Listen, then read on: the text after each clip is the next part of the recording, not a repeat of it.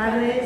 Bueno, vamos a dar inicio a este panel que va a estar integrado por el doctor Rodolfo Carlos Barra y el doctor Gregorio Baleni.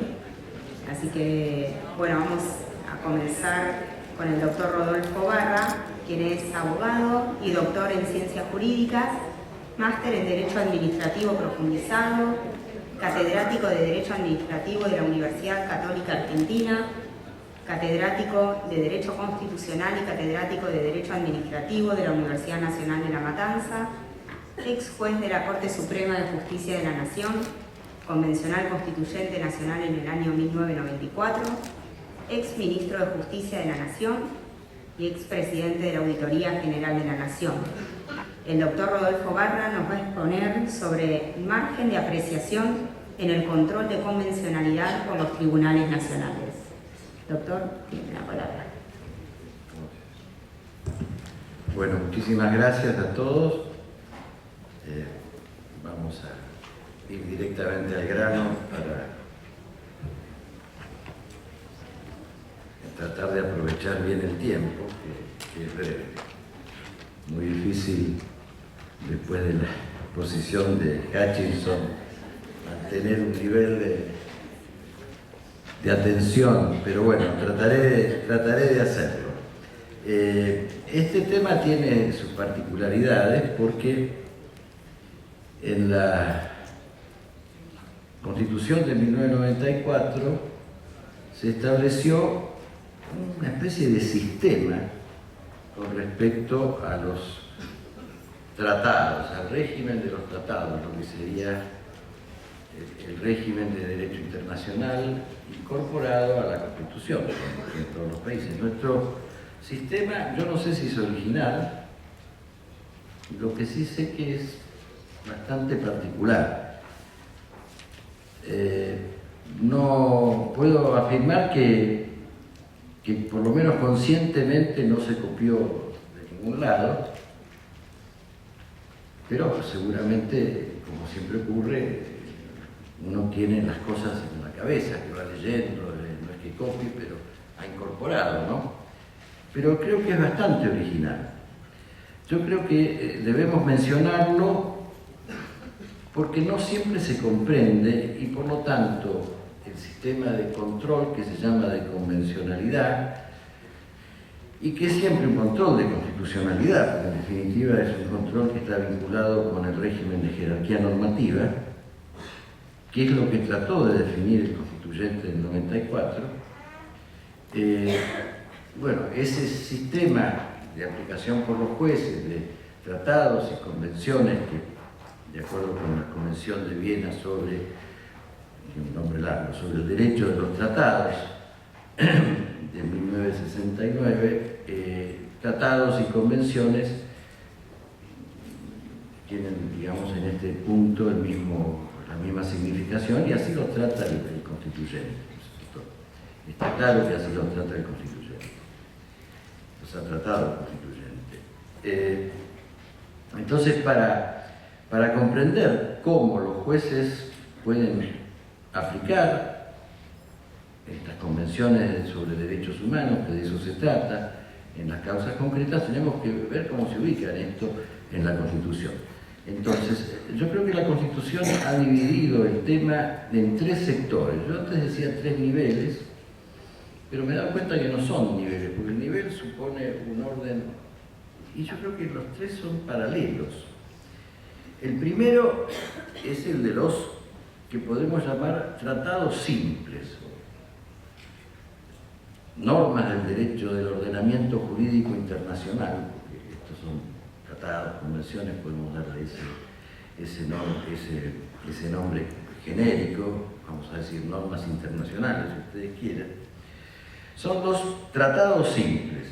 Estos tienen un régimen que en realidad se aplica a todos, a los otros dos sectores. Los otros dos sectores, vamos a decirlo, son los tratados de integración del 75, inciso 24, y, por supuesto, las convenciones sobre derechos humanos que tienen jerarquía constitucional.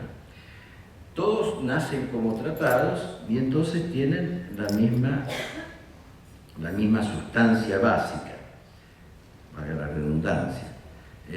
Por de pronto, todos son de una jerarquía superior a la ley. Con esto el constituyente terminó una discusión que se daba mucho en la jurisprudencia de nuestro país, que la Corte había tratado de resolver y lo había resuelto hasta ahí en la causa Ekmejian, donde claramente se dijo,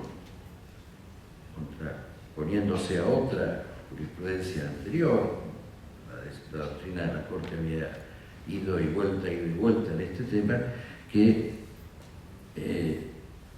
los tratados son superiores a las leyes, lo que quiere decir que una ley posterior no lo puede afectar.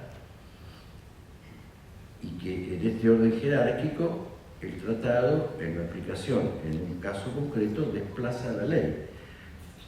Como una ley desplaza un decreto, el problema de la pirámide jurídica. La Corte dijo algo más en el Ekmejian, dijo, el tratado es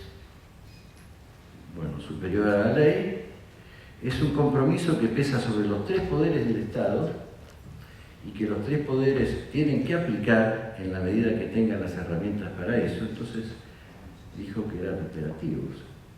Y tanto así que lo hizo operativa la Convención de Derechos Humanos Interamericana de Derechos Humanos, Costa Rica, en una de sus normas que era el de derecho de rectificación o de respuesta, que no tenía, y lo hizo operativo aprovechando un instrumento procesal que estaba en sus manos, que era el amparo.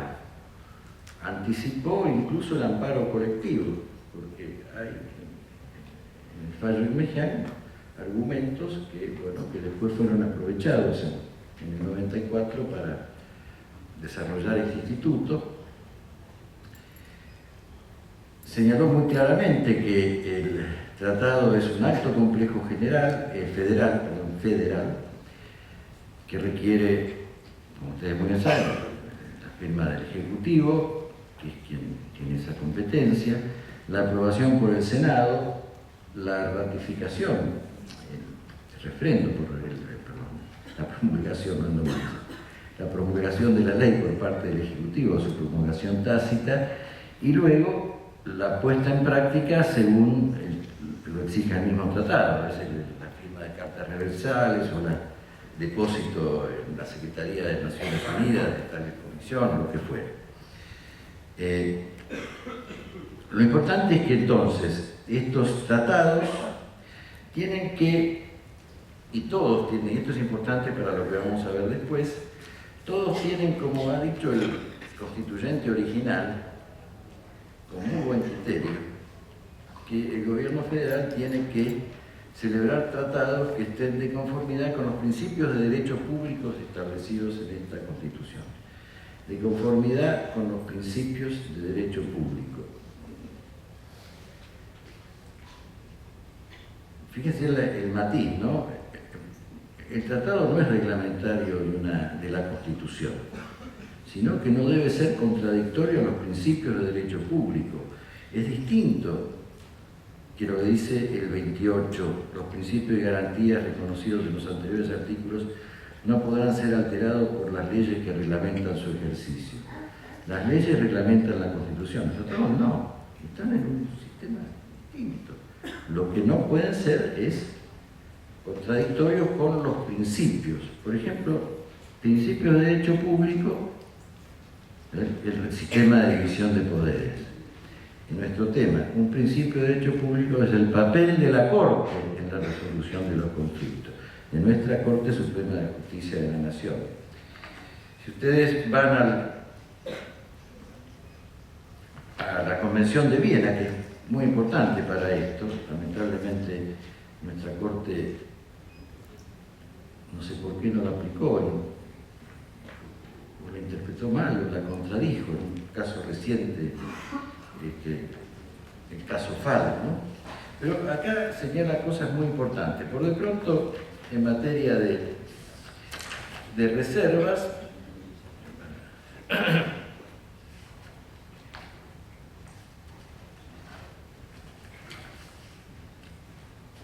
reserva, ¿qué es una reserva? Una declaración unilateral, cualquiera sea su enunciado o denominación, hecha por un Estado al firmar, ratificar, aceptar, aprobar un tratado o adherirse a él, con objeto de excluir o modificar los efectos jurídicos de ciertas disposiciones del tratado en su aplicación a ese Estado. Entonces el tratado va a ser vigente con estas reservas, porque el tratado es un compromiso que tiene el Estado, el país, un Estado signatario, con otro Estado u otros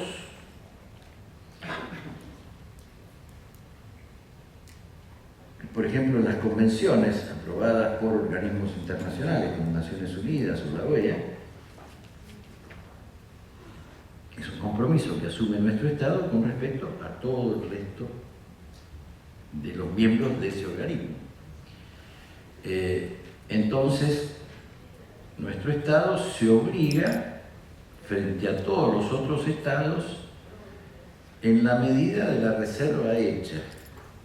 Reserva, declaración interpretativa, cualquiera sea su nombre, dice acá, en la Convención de Viena, cualquiera sea su nombre. Lo importante es que señale que yo me obligo de esta manera, siempre que usted me lo acepte. Si no me lo acepta, o retiro la reserva, o no firmo el tratado, o no voto por la Convención, o no la ratifica el Senado. Si me la acepta, y en muchos casos la aceptación es tácita, en muchos casos el tema es dejado abierto ex profeso para las reservas o declaraciones de los países. Por ejemplo, en la Convención sobre los Derechos del Niño, que tiene jerarquía constitucional, esa convención fue hecha expresamente diciendo que niño es hasta los 18 años de edad, sin decir cuál es el término inicial, porque se llegó a un acuerdo, y esto está en la historia, en los récords del tratamiento, para que la pudieran firmar los estados abortistas y los estados no abortistas. Los estados abortistas, por ejemplo Francia, recuerdo ahora, hicieron una declaración interpretativa diciendo que se es niño desde el nacimiento. Los estados no abortistas, como por ejemplo en nuestro país, una declaración interpretativa diciendo que se es niño desde la concepción. Francia se obligó de esa manera, nosotros nos obligamos de esta manera. La Corte se obligó de otra manera, distinta. No importó nada. No importa. Entonces,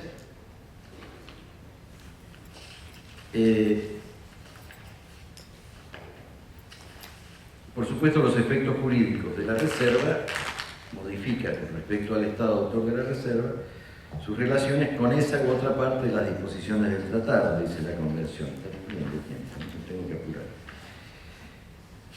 Lo importante es que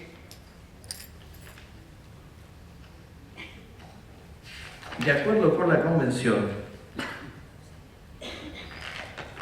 ninguna norma, la Convención de Viena, ninguna norma del derecho interno puede oponerse a la aplicación de un tratado. No dice ninguna norma por debajo de la Constitución, dice ninguna norma, por lo tanto tampoco la Constitución. Desde este punto de vista, el tratado no lo voy a vincular con la Constitución porque no puedo hacer esa vinculación, salvo en lo que se refiere a los principios de derecho público, cuestión que está también prevista por la Convención. En el artículo 43 de la Convención de Viena, el hecho de que el consentimiento de un Estado en obligarse por un tratado haya sido manifiesto en violación de una disposición de su derecho interno concerniente a la competencia para celebrar tratados, nuestro presidente y el Congreso tienen solo competencia para celebrar tratados que no contradigan los principios de derecho público de la Constitución. Después la competencia es abierta. Entonces, no podrá ser alegado por el Estado, aunque haya un vicio de competencia, no lo puede alegar el Estado como vicio de su consentimiento, a menos que esa violación sea manifiesta, o sea, el otro la tenía que darse cuenta que estaba firmando una locura, y afecte a una norma de importancia fundamental en su derecho interno. Una norma de importancia fundamental, un principio de derecho público, dijo nuestro constituyente en 1853. Y por ejemplo, una norma fundamental de nuestro derecho interno, y que es manifiesto, porque yo no puedo concebir que quien va a firmar un tratado con mi país no conozca los principios fundamentales de la Constitución de ese país. Cuando yo voy a firmar un contrato con una sociedad anónima, pido el estatuto, ¿no es cierto? Entonces, una norma fundamental es el principio de división de poderes. No podría haber un tratado que contradiga el principio de división de poderes. Dentro del principio de división de poderes, el papel de la Corte Suprema de Justicia como tribunal que termina las causas, de acuerdo con el 116, ¿no es cierto?, donde terminan todas las causas, él tiene que decir. Esto está para después, ¿no? Vamos a ver. Entonces, este es el primer sistema. El tratado está ahí cerquita de la Constitución, pero con esta salvedad no puede contradecir los principios de derecho público y con esta regulación que hemos dicho. Y después juega automáticamente. Una de las características que tiene es que cada tratado se interpreta por sí mismo y de acuerdo al contexto de su elaboración, incluyendo el preámbulo. Nuestra Corte en Fall dijo que el preámbulo no importaba, pero tampoco leyó la Convención de Viena, porque si no importa, sí, es la manera de interpretarlo. Claro, el preámbulo decía que ese es niño antes del nacimiento. El preámbulo de la Convención de Derechos de Niños. A la Corte eso no le gusta, entonces no lo aplica. Ya está. Así de fácil. Como dijo Cáceres recién. Bueno, este es un sistema.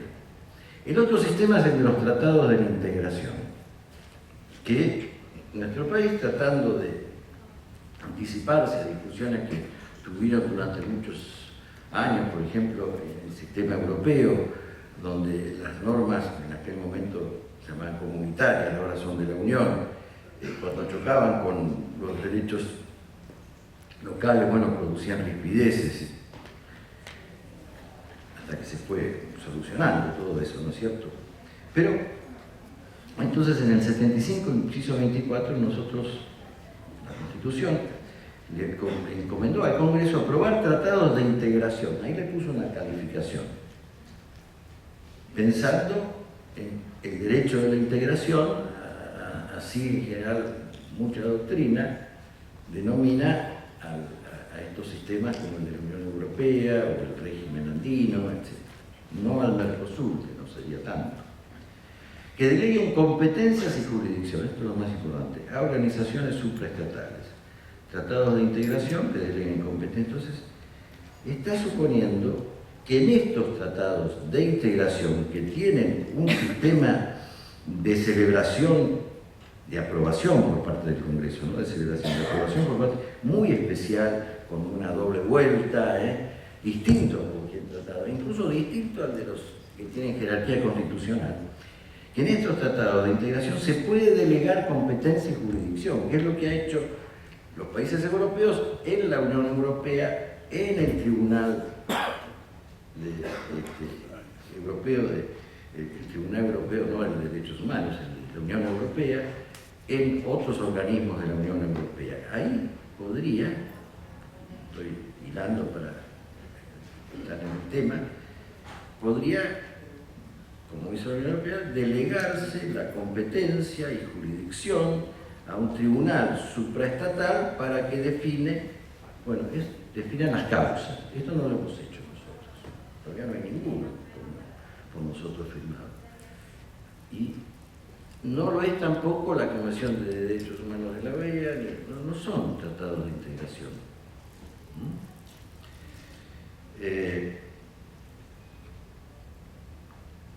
Es importante esto porque, fíjese cómo termina, las normas dictadas en su consecuencia, o sea, en consecuencia de la delegación de competencias, o sea, la norma dictada por el órgano supraestatal tiene jerarquía superior a las leyes. Nosotros resolvemos este conflicto que en la Unión duró mucho tiempo para resolverse, donde también las normas dictadas por los órganos comunitarios tienen jerarquía superior a las normas locales.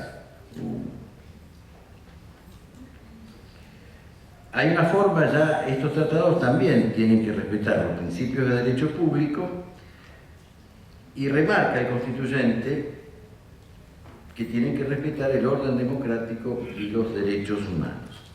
Y el otro sector es de las convenciones a las que se le otorgó jerarquía constitucional.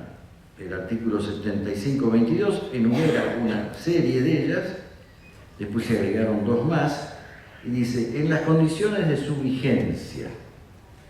¿Cuáles son las condiciones de su vigencia? Bueno, las que vimos, cómo nuestro gobierno se obligó. Pero el Constitución está hablando de condiciones de su vigencia para la República Argentina. Porque no creo que el Constituyente haya pensado las condiciones de su vigencia en el orden internacional, entre Brasil y México. Es imposible, está hablando para la Argentina. La práctica del Congreso posterior lo demuestra. Fíjense, por ejemplo, cuando el Congreso le otorga jerarquía constitucional a la Convención sobre los Derechos de las Personas con Discapacidad, dice, otórgase jerarquía constitucional en los términos del 75, inciso 22,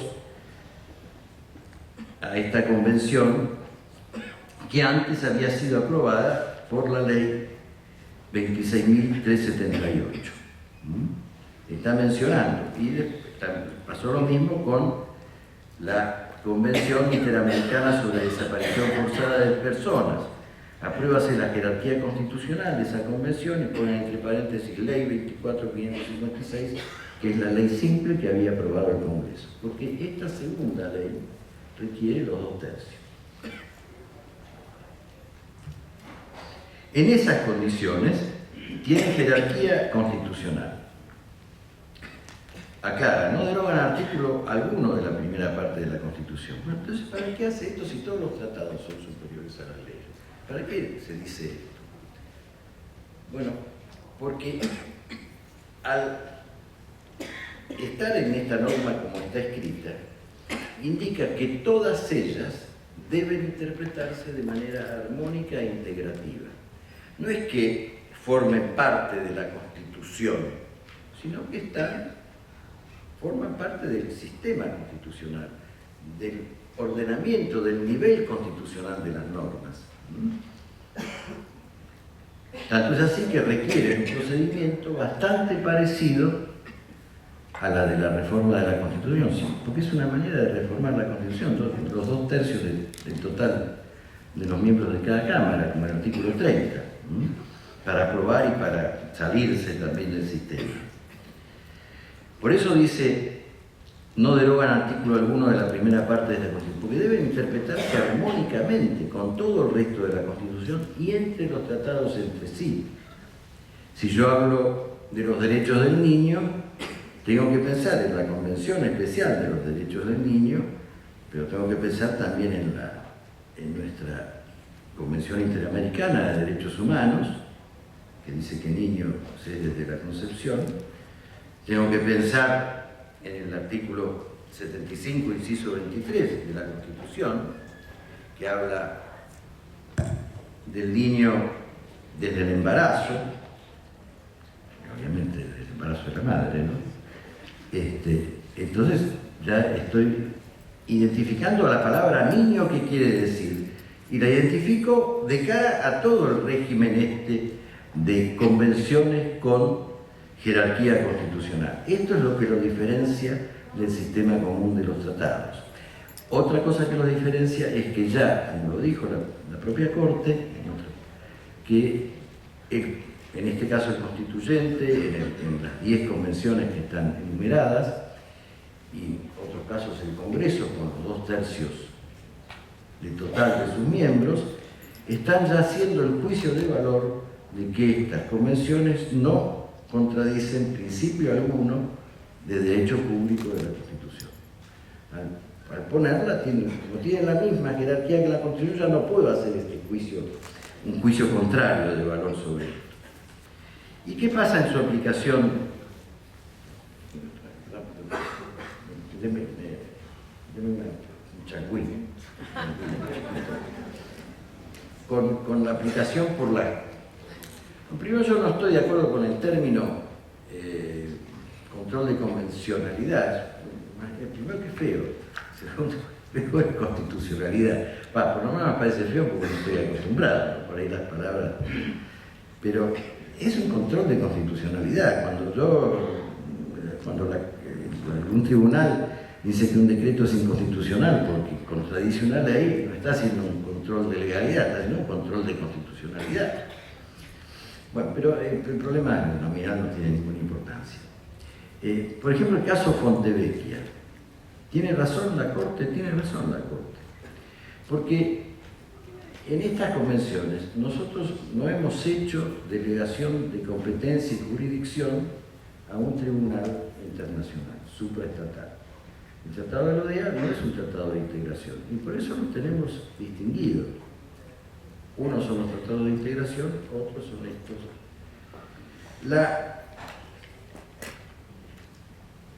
Tal como está escrito, la propia Convención, a ver si es esta, de Derechos Humanos de la Interamericana de Derechos Humanos, tengo que encontrarla, acá está. Dice,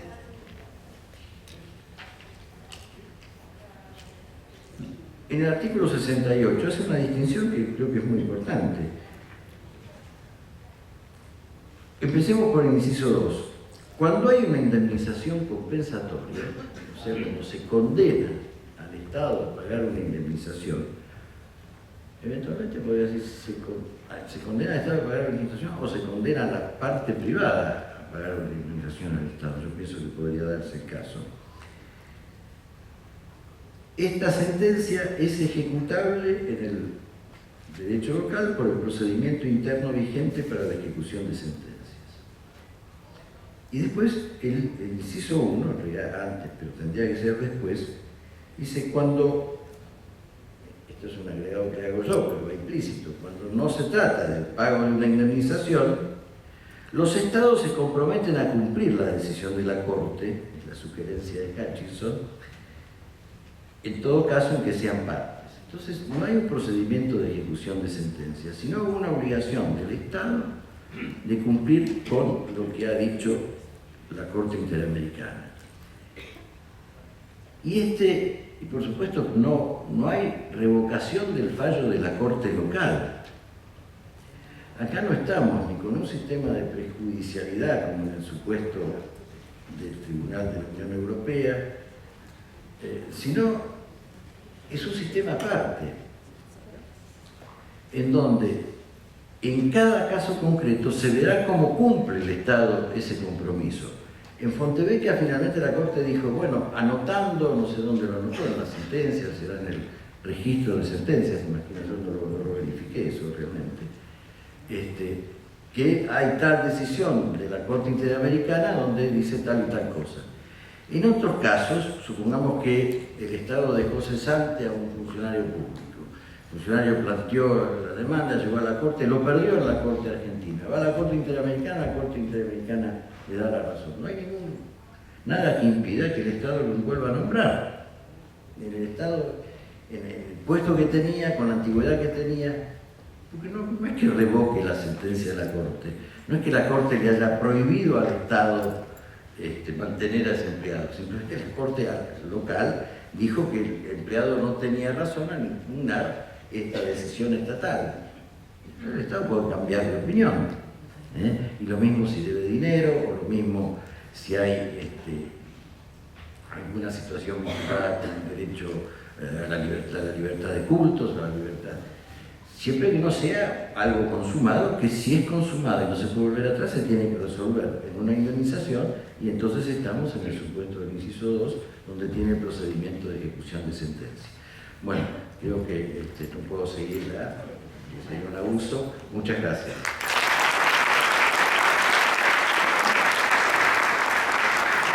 Muchas gracias, doctor Barra, por su exposición.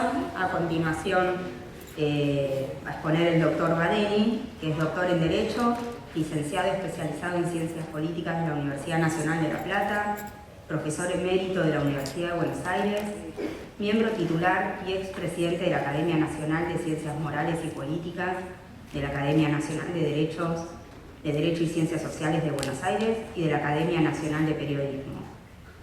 Asimismo es miembro correspondiente de la Real Academia de Ciencias Morales y Políticas de España, de la Academia Chilena de Ciencias Políticas, Morales, de la Real Academia de Jurisprudencia y Legislación de Granada y de la Academia Peruana de Derecho. En el año 2006 obtuvo el premio Conex de Platino, declarado Personalidad Destacada de las Ciencias Jurídicas de la Ciudad de Buenos Aires.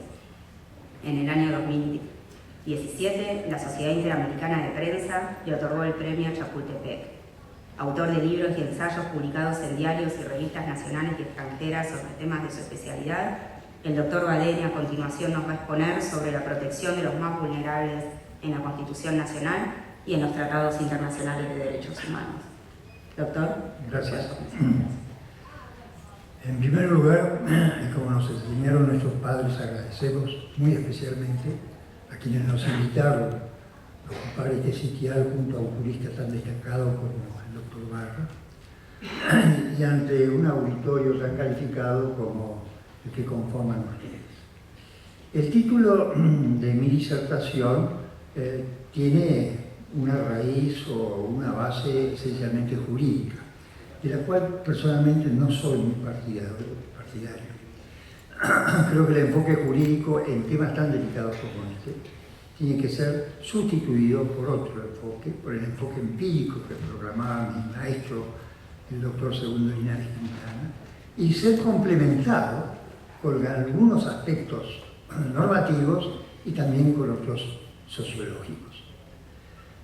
Porque lo cierto es que el fenómeno de la pobreza, con la fuerza que se manifiesta hoy día, es algo que se expresó a partir quizás de un lustro. Antes se hablaba de pobreza, pero no con la fuerza, con la magnitud y con la importancia que se le da a ese vocablo en la actualidad. Y eso quizás obedecía a que no había pobreza, no creo que siempre hubo pobreza, sino que no se le dio la suficiente importancia o que el tema realmente merecía, hasta tanto fue abordado por ciertas ONG que fueron avaladas muchas veces por fuerzas políticas. El concepto de pobreza en realidad es relativo.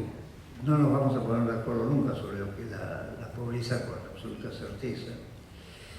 Y ese concepto varía considerando las características que puede presentar la zona de análisis y también el grado de politización que ella puede tener. Pero en términos generales podemos definir a la pobreza como punto de aproximación al estado en que se encuentra un grupo de personas que no puede satisfacer sus necesidades más elementales, principalmente las alimentarias, por la falta de recursos. Sobre ese aspecto creo que hay un consenso general, aunque con algunas variantes, porque a esas necesidades, en mayor o menor grado, se añaden otras de índole cultural, educativas, económicas, materiales de instrucción, laborales, etcétera, etcétera. Probablemente todas ellas, en mayor o menor grado, participan en la conformación del concepto de pobreza. Igualmente, ignoramos si el índice de pobreza alcanza el 40%, como lo señalan algunas ONG y hasta algunos organismos oficiales y no oficiales. Algunos rechazan ese porcentaje, otros lo aprueban y finalmente estamos aquellos que no sabemos si se adecua o no a una realidad porque ignoramos la metodología que se aplicó para llegar a ese resultado, pero aceptamos que existe en este momento en algunos sectores sociales importantes la pobreza, de lo que no somos partidarios es la cuantificación. Ahora bien, advertimos que en la Argentina la muestra más cabal de la pobreza está dada por la ausencia de recursos alimentarios básicos para ciertos grupos sociales en determinados espacios físicos. Así lo revela, a nuestro modo de ver, la demanda que proviene de esos sectores o de quienes representan a esos sectores. Pero el problema de la pobreza no es en la Argentina un fenómeno reciente. Si nosotros vamos al reglamento provisorio dictado por el Congreso de Tucumán el 3 de diciembre de 1817, hay un capítulo, el capítulo 7, que dice textualmente: el cuerpo social, o sea, la sociedad, el Estado, debe garantir y afianzar el goce de los derechos del hombre, aliviar la miseria y desgracia de los ciudadanos proporcionándole los medios de prosperar e instruirse. Toda disposición o estatuto contrario a los principios establecidos en los artículos anteriores será de ningún valor. Dos principios básicos. Uno, lo podemos encontrar con palabras mucho más complejas en gran cantidad de documentos internacionales modernos. Necesidad de proteger a aquel que no tiene forma de salir de la desgracia en que lo ha volcado la vida. Y el segundo, curioso para la época, comienzo del siglo XIX, está declarando la invalidez, la nulidad de cualquier cláusula que se oponga a las medidas que se adopten con aquella finalidad. 2 años antes, en el Estatuto Provisorio de 1815, ya había sido incorporada esta cláusula, cuyo fin vemos claramente que era el de proteger a los desamparados. Y también revela, a mi modo de ver, la inexactitud en que se incurre al sostener que nuestro constitucionalismo del siglo XIX era exclusivamente individualista y desprovisto de todo interés por la cuestión social. Estas cláusulas de comienzos del siglo XIX revelan todo lo contrario. Estas cláusulas, poco usuales en los documentos constitucionales de otros países americanos, quizás yo no he visto en ninguna de las primeras constituciones de los países americanos una cláusula tan generosa y tan profunda como esta que yo les he leído recién del reglamento del Congreso de Tucumán.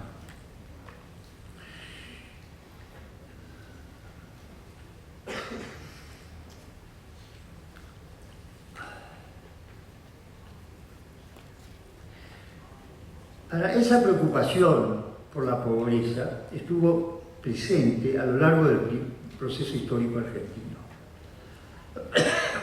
Fue una preocupación real, cuya satisfacción por obra estatal fue trabada muchas veces por las pasiones políticas, por las fuerzas políticas, por los gobiernos y por los intereses sociales. Faltó cierta cuota de solidaridad.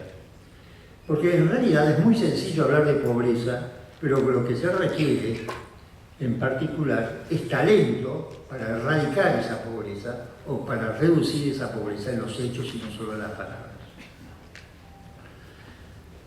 Nosotros advertimos que hay varias cláusulas de nuestra Constitución Nacional que se refieren a la pobreza, directa o indirectamente, e imponen a los detentadores del poder el deber de combatirla con la acción y no con la retórica. Algunas de esas cláusulas se refirió recién el doctor Barra, pero lo vamos a repetir, no vamos a entrar a analizar ni a interpretar racionalmente el contenido de cada una de esas cláusulas, porque no vamos a tener tiempo, pero vamos a citarla, porque muchas veces nos olvidamos de ella. Por de pronto, en el artículo 14 nuevo, en su párrafo final, se impone al Estado el deber de otorgar los beneficios de la seguridad social, no solamente a los trabajadores. Es una obligación impuesta respecto de todos los ciudadanos argentinos. Entre los derechos implícitos que contiene esa cláusula tan inteligente como es la del artículo 33 de la Constitución, que fue tomada en 1860 de la Constitución de los Estados Unidos, por supuesto que está incluido el derecho a demandar el cese de la pobreza y el derecho a poder salir del cese de la pobreza, ya sea como individuo o como grupo social. No hay ningún inconveniente en los dos casos. El artículo 75, inciso 18, la clásica cláusula del progreso, impone al Congreso, al Estado, pero en la persona del Congreso, el deber de legislar fomentando el progreso de la ilustración mediante la emisión de planes de instrucción general y universitaria. Y todos sabemos que la instrucción es uno de los elementos, de los medios para reducir la pobreza. El artículo 75, inciso 19, incorporado con la reforma constitucional de 1994, establece el deber del Congreso de fomentar el desarrollo humano, el progreso económico con justicia y generar fuentes de trabajo genuino, otros elementos sumamente útiles para combatir la pobreza. El artículo 75, inciso 23, también incorporado con la reforma de 1994, impone al Congreso y al Gobierno de turno la carga de promover medidas que garanticen el goce de los derechos constitucionales, en especial para niños, mujeres, ancianos y discapacitados. Y añade que el Congreso tiene el deber de emitir un régimen de seguridad social para los niños desamparados. Un niño desamparado podemos decir que está en la pobreza. Y el Congreso tiene la obligación de encontrar los medios para hacerlo, más que las ONG. Si se diera fiel cumplimiento a estas normas constitucionales y a esta tradición, por lo menos del siglo XIX, argentina, no existiría la pobreza, o por lo menos tendría un grado sumamente inferior al que eventualmente presenta en nuestros días. Pero como se trata, como en tantos otros casos, advertimos que los gobernantes y los políticos, y no lo hacemos con ánimo peyorativo, no son muy proclives a cumplir con las leyes y tampoco con la Constitución. Advertimos que es mucho más sencillo gobernar al margen de la ley que ajustarse a ese precepto, lo cual nos lleva a una conclusión, y que es la siguiente: una democracia constitucional es un sistema que solo puede ser objeto del gobierno por el talento y la excelencia intelectual y ética, pero no por la mediocracia. Las causas de la pobreza pueden ser internas o exógenas respecto de un grupo social. Entre ellas, quizás una de las más importantes, que felizmente no la hemos padecido, son las guerras. La pobreza en Alemania, la pobreza en Italia después de la Segunda Guerra Mundial no tienen punto de comparación a lo mejor con los focos de pobreza que nosotros advertimos en nuestro país. La guerra entiendo que es el factor fundamental que determina el desarrollo de la pobreza. Otro tanto, la degradación cultural, la insuficiente demanda laboral o la prestación de servicios por debajo del principio hedónico. Todo eso contribuye a una baja en el nivel de calidad social. Y la secuela de todo ello es la parasitosis. La parasitosis, que es generada por los parásitos sociales.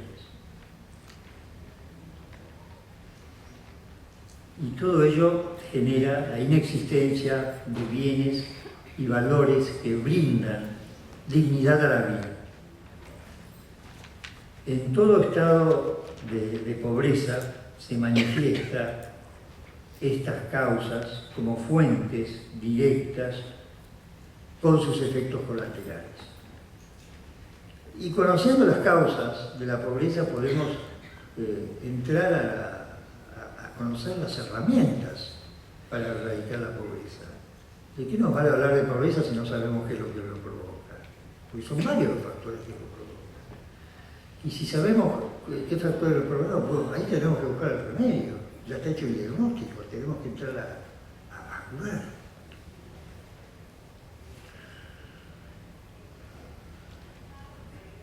Después de muchas décadas de pobreza, no se manifestó la misma como un fenómeno colectivo, al menos en Argentina. Quizás ello se debió a la firme acción de organizaciones privadas y del propio Estado. En nuestros días parece que esa acción es insuficiente. Quizás se debe al decaimiento de las entidades privadas o a la inexistencia de una sólida solidaridad social, porque con solidaridad social no puede existir pobreza. Con una solidaridad social espontánea no puede existir pobreza. Sí podrá subsistir si esa solidaridad es impuesta. Pero si existe un verdadero compromiso de nación, de pertenencia, no puede haber.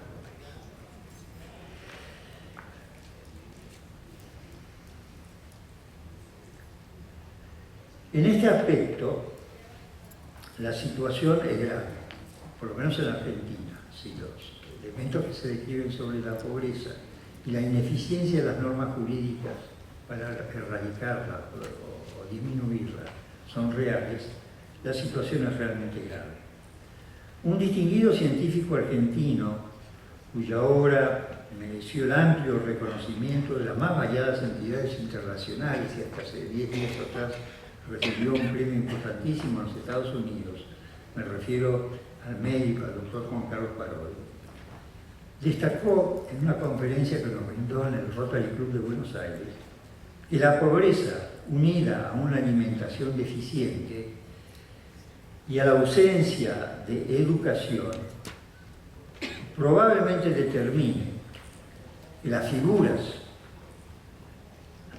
generacionales, que las futuras generaciones, estarán integradas en su mayoría por sujetos frutos quizás de uno de los paliativos de la pobreza, que es la drogadicción.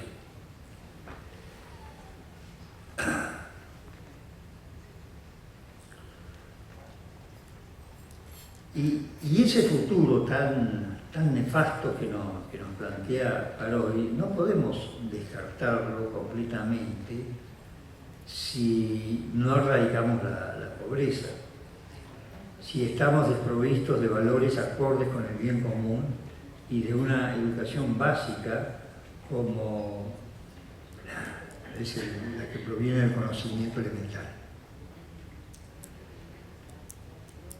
que es una herramienta vital del progreso de los pueblos en el siglo XXI. Ese conocimiento es una herramienta fundamental en el siglo XXI en todas las áreas de un Estado. No basta la instrucción. Esas generaciones a las cuales se refería Solari estarán destinadas a gobernar las sociedades y sus integrantes carecerán de la mínima capacidad para asumir las bondades de la democracia constitucional. Serán, en cierto modo, artífices de las más variables autocracias. No me animo a compartir las predicciones del doctor Solari porque soy más optimista que él, quizás. Aunque no puedo negar cierta razonabilidad a sus conclusiones. Si se incrementa la pobreza constantemente, si cada vez tenemos más pobres, si en los grupos más pobres, precisamente donde la natalidad crece más, si nosotros advertimos que los restantes grupos se les preocupan bastante por el aumento de la pobreza, no nos extrañemos que el día de mañana la pobreza será del 60, del 70%, y que ese 70% decidirá quiénes tienen que gobernar el país. ¿Y con qué capacidad lo harán si los designados son también pertenecientes a esos grupos o formados dentro de esos grupos carentes de los valores básicos que se requieran por lo menos en una democracia constitucional. Esa preocupación sí la tenemos que tener presente. No es miedo, es ajustarnos un poquito a la realidad. Pero de todos modos no me animo a compartir las previsiones categóricamente del doctor Solari, a menos en todas sus partes. Pero sí a fomentar el uso de los anticuerpos que pueden conducir a evitar la nefasta degradación de los seres humanos. Tenemos normas jurídicas constitucionales.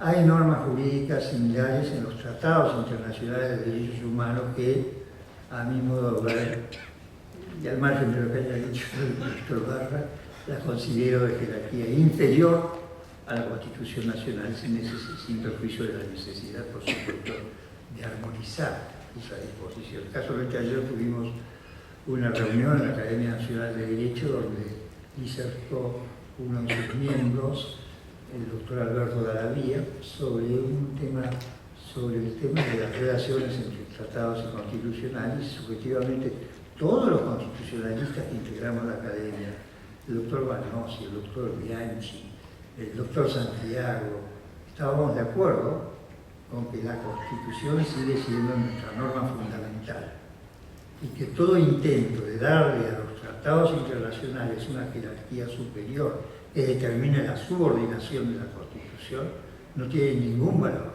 Y eso, en definitiva, se puede también advertir claramente si leemos las actas de la Convención, en la cual tuvo una importante participación el doctor Barra cuando se trató precisamente este tema, que es claro que los tratados internacionales están subordinados a la Constitución, aunque tengan jerarquía constitucional.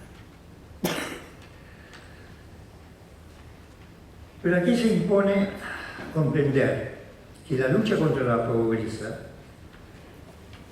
no es una campaña de caridad, sino una acción directa y coordinada de las organizaciones privadas y del Estado para formar los anticuerpos de ella, especialmente para fomentar la educación, el conocimiento, el trabajo con dignidad, que de manera inmediata podrá desarticular las causas de la pobreza con su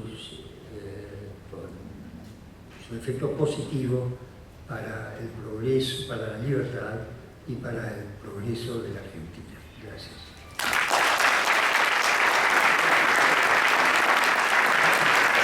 Agradecemos las exposiciones de los doctores